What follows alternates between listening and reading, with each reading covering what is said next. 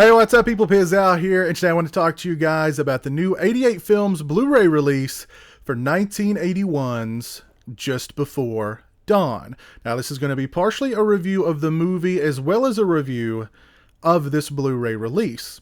Now, I've mentioned Just Before Dawn in several videos on this channel in the past. As a matter of fact, just a few weeks ago, I did a video discussing some lesser-known, more obscure slasher movies that I think deserve to be seen. And Just Before Dawn was on that list. But despite the number of times I've mentioned Just Before Dawn on this channel, I've never really devoted an entire video to just discuss the film and why I think so highly of it. Now, on paper, Just Before Dawn sounds like your typical early 80s backwoods slasher movie featuring a group of young people who go out into the woods to have a good time and they end up slaughtered. However, Just Before Dawn is unique enough that I think it stands out amongst the plethora of early 80s backwoods slasher movies, and there were a lot of early 80s backwoods slasher movies trying to follow the trend of Friday the 13th. I'm talking about The Burning, I'm talking about Madman, I'm talking about Sleepaway Camp, The Final Terror. Oh my god, the list goes on and on and on. But what I think makes Just Before Dawn special, one of the many things that I think make Just Before Dawn special amongst that milieu, if you will, has always been, first and foremost, the atmosphere. Now, a lot of backwoods slasher movies, a lot of just horror movies set in the woods in general, they prey upon people's fear of the woods. Now, I grew up in Kentucky. I grew up in the woods. The woods are not an inherently scary place to me. And the cinematography in Just Before Dawn of the just lush mountains and the waterfalls and just the overall picturesque quality of where they shot Just Before Dawn up in the mountains of Oregon. It makes the area look just absolutely beautiful. Then when you lay on top of that the score, this haunting, very simplistic score, it makes the area very alluring, yet at the same time very ominous. The landscape, the woods themselves really sort of take on their own kind of character. And a character that's just as ominous as the maniacs. I can't say enough about just the overall atmosphere of Just Before Dawn, supplied by the beautiful cinematography, as well as just that haunting score. It's so simplistic, but it's so eerie and effective. The characters in the film are very unique as well, in that you don't have the typical slasher movie cannon fodder here. You don't have the stereotypical jock, the stereotypical slut, the stereotypical jokester, the stereotypical good girl. You have characters who are ostensibly in their early 20s, who are behaving very much like people in their early 20s behave. You also have a really strong cast in this film of recognizable faces. You have George Kennedy, you have Greg Henry, you have Chris Lemmon, you have several other familiar faces in this movie who all give very strong performances.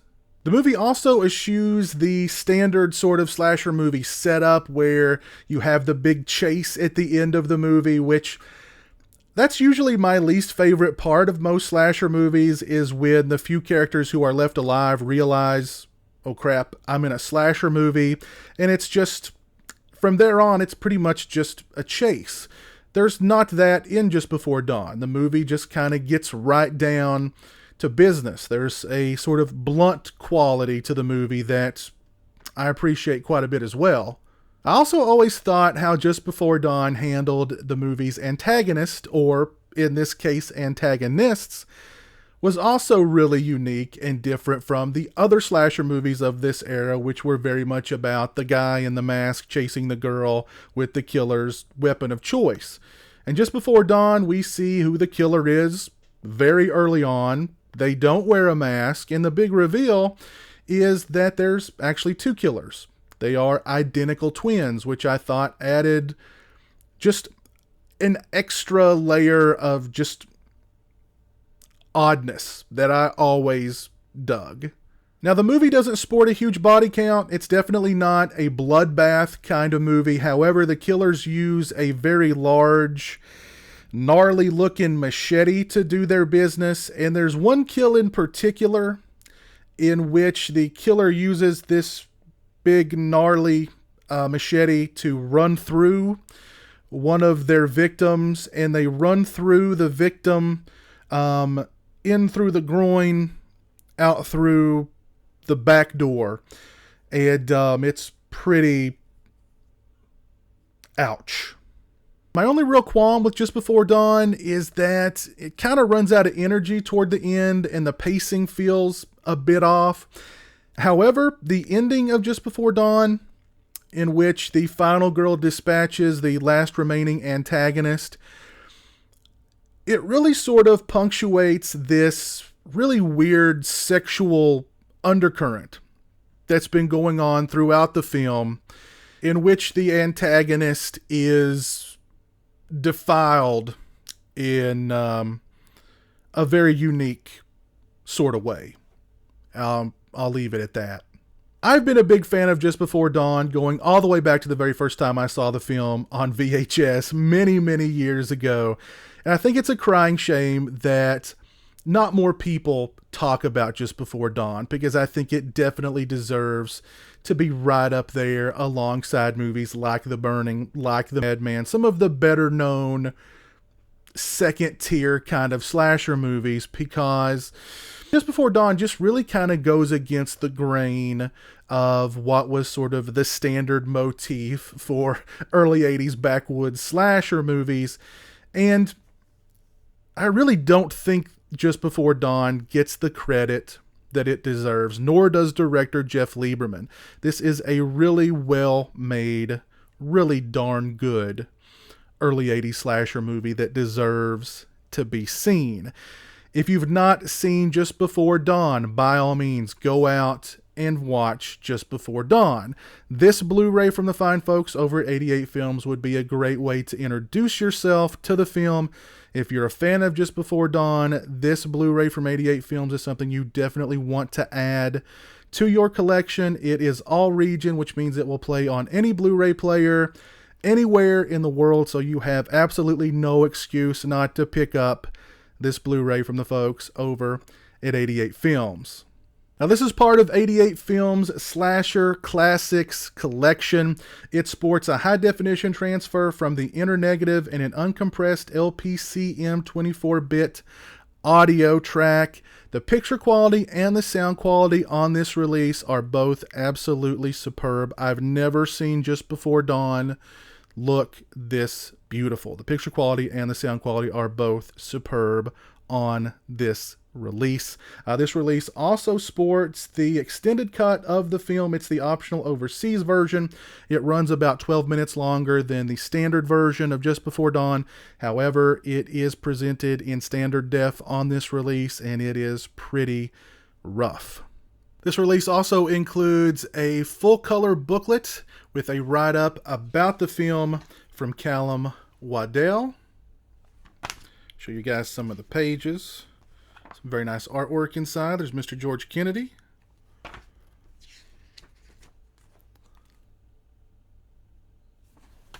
The back of the book.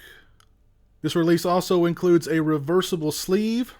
On the reverse, you have the original poster art as well as the VHS art for Just Before Dawn. On the front, you have the newly commissioned artwork for this Blu-ray release. As far as extras are concerned, we have Just Before Dawn, Recollections of a Slasher Classic, an interview with director Jeff Lieberman. It's just under 10 minutes in length. Mr. Lieberman discusses how he got hired on to direct Just Before Dawn. His only provision was that he could do a drastic rewrite to the script, which was initially about a snake ritual inspired by movies like Deliverance and Lord of the Flies. He changed the script to become Just Before Dawn. Lieberman discusses the disparity between genre films and highbrow thrillers. For instance, Texas Chainsaw Massacre is a genre film, but a movie like Psycho isn't a horror film or a genre movie. It's considered a thriller. Mr. Lieberman denies Just Before Dawn being inspired by Texas Chainsaw Massacre, or Texas Chainsaw Murders, as he calls it several times, but acknowledges how important that film is to the horror genre. Nice, brief, but informative interview with Mr. Lieberman. Next up, we have Grindhouse All-Stars Notes from the Sleaze Cinema Underground. It's 34 minutes and 24 seconds in length. It includes interviews with Jeff Lieberman, Joseph Ellison, Roy Frumkes, and Matt Simber. They each discuss the birth of the Grindhouse era and the films that established the Grindhouse era. They each discuss the grind of getting movies financed, the grueling shooting schedules, and the distribution or die mentality to get their films in theaters. They discuss the Grindhouse revival that Quentin Tarantino helped usher in.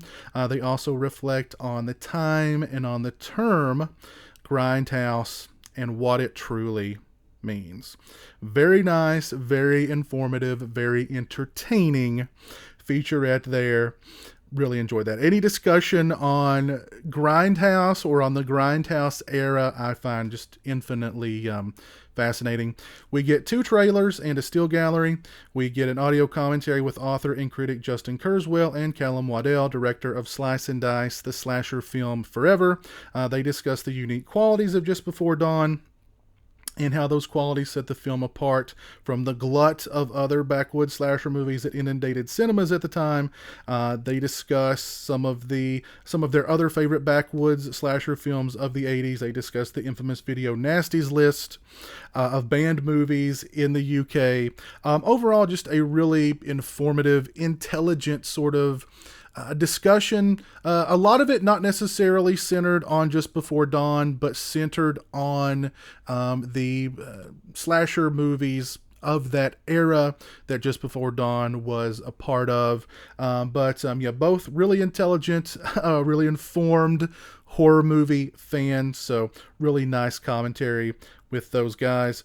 And of course, we get the extended cut of Just Before Dawn, which runs 12 minutes longer than the standard version of the film, but it is presented in standard def, and it is pretty rough around the edges. This is a very nice Blu-ray release from the fine folks over at 88 Films. The picture quality and the sound quality are both superb. You've got some really nice extras on here.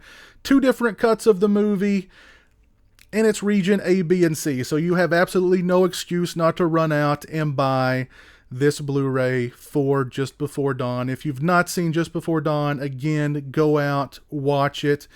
This Blu-ray would make a great way to introduce yourself to the film. If you're a fan of Just Before Dawn, you definitely want to look into adding this Blu-ray to your collection. I'll put links to 88 Films' website down in the description. Go over and check them out. If you've seen Just Before Dawn, please let me know what you think of it down in the comment section below. Please share with me some of your favorite early 80s backwoods slasher movies down in the comments section below as well. If you like this video, please leave it a thumbs up. If you're not following me on social media, those links are in the description. They're also right around here. As always, thanks so much for watching. I really appreciate it. Take care, and until next time, peace.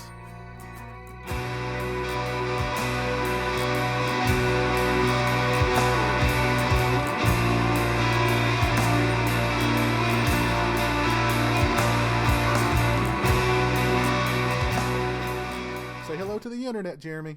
Hello to the internet.